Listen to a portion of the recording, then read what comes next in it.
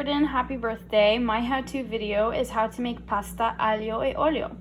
That is Italian for garlic and oil pasta. It's a really easy recipe and you only need a few ingredients. I laid out all of the instruments as well just so it would be clear. Only a few ingredients and I've come to the point where I don't even measure and I just eyeball it. So you're gonna need some salt. I'm just using regular like iodized table salt. You're gonna need you can use different kinds of pasta. You can either use spaghettini or linguine. I'm using penne because that's what I have. Today I'm showing you one portion. So this is a 1/4 pound of linguine. For a full portion, you need 6 garlic cloves. So I'm showing you with 3. Full portion calls for half a lemon. So I'm gonna use a 1/4 of this. 1/4 of a cup of olive oil. That's half a teaspoon of crushed red pepper. There's some salt and ground pepper. And then flat leaf parsley, 1/4 cup. So I'll show you how to prep these in just a second. But in terms of tools, I'm using this 1/4 cup just to get some of the pasta water later, chopping knife and chopping board. This is where you're gonna cook all your ingredients. This is for after you cook your pasta, so water in a saucepan. I use these to like toss the stuff together. And then this to empty your pasta from its water. The best way to start this recipe is to get your pasta cooking as quickly as possible. So you're just gonna turn on your oven or your stovetop to the highest that it can go so that your pasta water starts to boil. And you're gonna add a really generous amount of salt in the water. And you just wanna mix that up so that it gets diluted. You're gonna wait until your pasta water is boiling before you actually add the pasta. So in the meantime, you can start preparing your other ingredients. There isn't many steps to do here, so watch. You're gonna start by chopping your parsley. So I've already washed this and I just scrunch it up into a ball and then I chop it up. You wanna chop it up small enough so that if you get a piece in your mouth, you're not like, ew, what's this gigantic leaf in my mouth? So just chop that up like that. It doesn't have to be like perfectly tiny, like those are some of the pieces. And then you're gonna set that aside. Next, you're gonna mince your garlic. I already smashed this garlic clove so that you could get the skin off easily. And then you just cut the little end off. And to mince garlic, you're gonna go down one direction, like this, and then you flip your little package over, and you go in the other direction, so that you have like little strips. And then you're gonna cut the little strips as thin as you can, as tiny as you can. And that's how you mince garlic. So do that with all of your cloves and then you can set them aside. Next, you're gonna juice your half of lemon. Obviously you can do this with a juicer if you want to avoid the little seeds. Easy way as well is to just use a spoon to make sure you're getting all the juice out. This is like just an easy way to do it if you don't have a juicer available or something like that. And you're just gonna squeeze and get everything out. That's your lemon. So my pasta water is boiling. I'm gonna add my pasta to it and immediately stir so that it doesn't stick. You're getting some of the salty water all over the pasta. And there's a few ways of doing this. There are some tricks. You bring it back to a boil, turn it off, cover it, leave it for 10 minutes. Don't take it off, don't do anything, and it should be cooked. Or leave it on a high boil. Just make sure you stir every now and then, and you can check your pasta. It'll be a little bit faster that way, but you just have to keep checking it. If you do the 10-minute method, it's kind of like a quick, or rather a lazy way of cooking your pasta. I'm gonna do it this way because I wanna do it as fast as possible. One of my noodles to see if they're ready. My noodles. And I mean, you may already know like when pasta is considered ready or not, but I'm just gonna show you in case. So you can see that there's still like a hard interior there. There's like a ring. That means that we're close, but we're not there yet.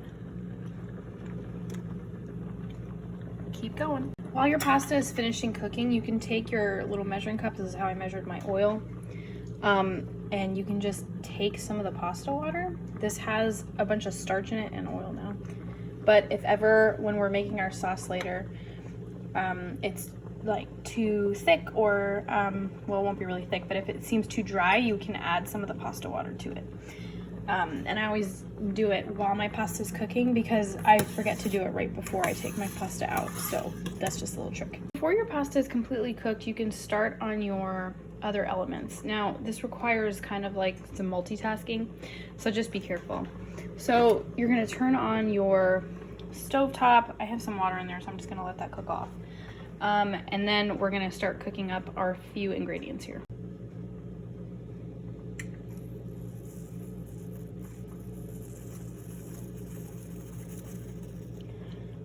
All right, time to add your oil. You're gonna add your oil to the pan and you're gonna heat it until it is barely shimmering. You're then gonna add your garlic in. Be careful with the garlic, you don't want it to burn. Start cooking your garlic. If you feel like your oil is too high, turn it down a little bit. Your garlic is cooking up. It's going to be very fragrant. Start adding your hot chili flakes. Like, you don't have to add the chili flakes if you really don't like heat, but I think it adds a really nice element to the dish. There's not many ingredients here, so I don't know, maybe try it once. You don't have to add as many, I guess. It's done. I'm not going to go full on draining it because I need to cool down my garlic here. This is where the slotted spoon comes in handy. I might have waited a little bit too long on my garlic. See how some of it overcooked there? That's okay, there's a lot of garlic in this dish, so you just hope that the rest compensates. All right. Okay, so mix that together. Because I had some of the water on my pasta and I didn't fully drain it, I'm only gonna add a little bit of this. And I'm gonna toss this together. This is gonna make it really luxurious because of the starch in the water. At this point, we're gonna add our lemon juice. Technically, I'm only gonna add half of this. And I'm gonna add my parsley. And I'm gonna toss. Your parsley is going to wilt and get combined into the pasta, and you'll see that a lot of the water has disappeared and you're only kind of getting like almost like an oily sauce kind of. So we're just gonna finish stirring this together. If you feel like there's too much liquid, you can keep cooking it so that the pasta just continues absorbing some of the liquid or that it just cooks off. I feel comfortable with this amount. I think this is really good if you also have like some bread to dip in the sauce that's left over from your pasta. So then you're going to take it off the heat and you're gonna add any salt or pepper that you feel like you need to. I have some sea salt here and some freshly cracked black pepper.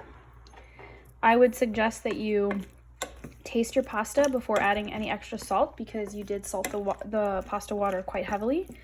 So test that before you add extra salt. Dish. I was just thinking, if parsley isn't an herb that you like, you could probably do this with basil and it would be interesting. Parsley is a little bit hardier and doesn't wilt as much as basil. I really like this dish with the parsley, so maybe try it once with the parsley, and if you really don't like it, you can try it with the basil. But yeah, I hope you enjoy it. Don't forget to double the amounts. I'll give Renee the exact amounts if you guys want like portion for two, but this is a really easy meal that you can make really quickly. This is basically what you have to clean up at the end. It's like really easy, and yeah, so I hope you enjoy it. Happy birthday. I forgot to mention, I like having shrimp with this. I would add your shrimp in when you're cooking the garlic and the chili flakes right before you add your pasta, so because you really don't want to overcook your shrimp.